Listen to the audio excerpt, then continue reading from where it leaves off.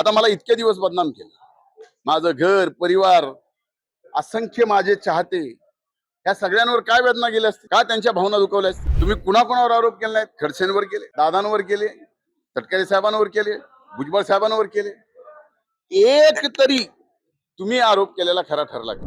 नमस्कार, story.com व्हिडिओमध्ये तुम्हा सर्वांचं स्वागत. आपल्या सोबत आहेत माजी मंत्री आमदार धनंजय मुंडे साहेब. सर, काय सांगाल तुमच्यावर कृषी साहित्य घोटाळ्याचे आरोप झाले होते आणि आता लोकायुक्त हायकोर्टानंतर लोकायुक्ताने पण ते आरोप जे काय आहेत ते मी फेटाळले. माननीय उच्च न्यायालयाचे यापूर्वीही ज्यावेळेस निकाल दिला त्यावेळेस मी आभार मानले, धन्यवाद दिले आणि शेवटी सत्याचा विजय झाला हे समाधानही व्यक्त केलं. एवढ्यावरती माझ्या विरोधात जे भ्रष्टाचाराचे आरोप करणारी मंडळी आहे की ज्यांनी मी कृषी मंत्री असताना मुख्यमंत्री कापूस सोयाबीन योजनेमध्ये 500-800 कोटी रुपयाचा घोटाळा झाला, त्याचा जो बाऊ केला, त्याचे कागदपत्र, त्याचे सगळं, आणि या अशा प्रकारे दाखवलं की मी किती मोठा भ्रष्टाचारी आहे. शेवटी ते कोर्टात गेले.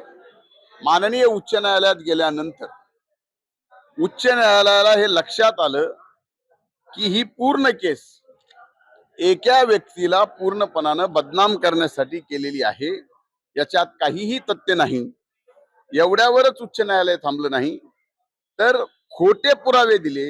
हे उच्च न्यायालयाच्या निदर्शनास आल्यावर निकाल देताना 1 लाखाचा दंड सुद्धा या अपीलकर्त्यांना लावला आणि यात काहीही झालेलं नाही.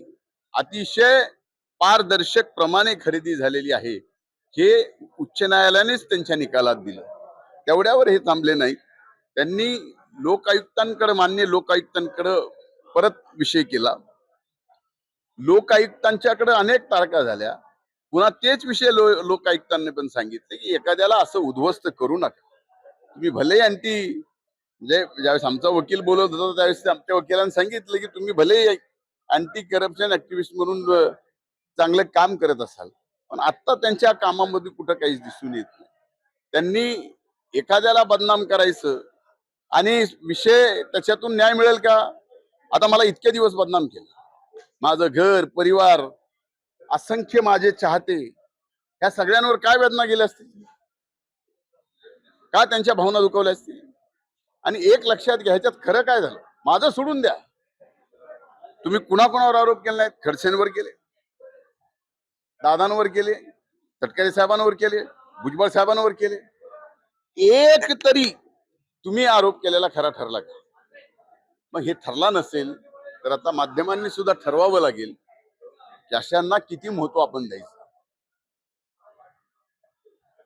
म्हणून माझी आपल्याला सुद्धा विनंती आणि आपल्या माध्यमातून त्यांना सुद्धा विनंती की एखाद्याच षडयंत्रणा करून संबंध 30 वर्षाचं राजकीय सामाजिक कार्य असे खोटे नाटे आरोप करून संपवू नका.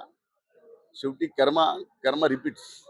किती वेदना झाल्या सर अजून आता एक ती मोजमाप शेवटचा नाही ना, वेदनेला मोजमाप असतं. म्हणजे कशाने मोजू? छटाक आहे, 2 छटाक आहे, 3 छटाक मोजेल? तुमच्या वेदनेला, तुमच्या दुःखाला, तुमच्या भावनेला मोजमाप नसतं. पण तुमच्यावर अनेक सातत्याने आरोप झाले आणि मीडियामधून खूप त्यावर बोललं गेलं वगैरे, पण आता ज्या वेळेस क्लीन चिट मिळाल्यावर तेवढं कव्हरेज, तेवढं हे भेटलं, मीडियावर काय नाराज? तुम्हीच आत्मपरीक्षण करा, का नाराज आहे? एक घोटाळा काढला की अशा पद्धतीने तुमची ब्रेकिंग असते, असं भडका असतो की काय ह्या धनंजय मुंडेने केलंय आणि काय नाही. पण निकाल आला की धनंजय मुंडेंना दिलासा. 2 मिनिट 3 मिनिट फ्लॅश करायचा, 4था मिनिट फ्लॅश करायचा, 4 मिनिट बोलायचा, विषय संपला. चांगल्याची ही गत आहे मीडियामध्ये. ज्यावेळेस निर्णय येतो चांगला, त्याची गत ही असते. पण एखादा खोटा आरोप करतो त्यावेळेस त्याचा भाऊ कसा मीडिया करते ते सुद्धा मी बघितलं. आता काय, आता हे 21व्या शतकातलं सगळं आहे, त्यामुळे षडयंत्राचा भाग आहे. आता अंजली देमन या तुमच्या कार्यकर्त्यांचे काही स्क्रीनशॉट शेअर करून आता एक मिनिट त्यांना जशा भावना होत्या त्या भावनेतून त्यांनी काय जे बोलले असतील, आता माझ्या सहकार्याच्या सुद्धा काय भावना आहेत.